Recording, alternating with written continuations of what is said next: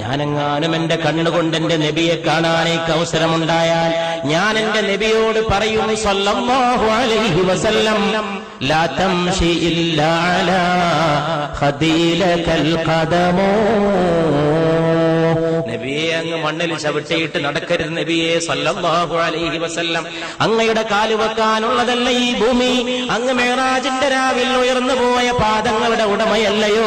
അങ്ങേക്ക് കാല് വെക്കാനല്ലയോ പുണ്യ നബിയെ?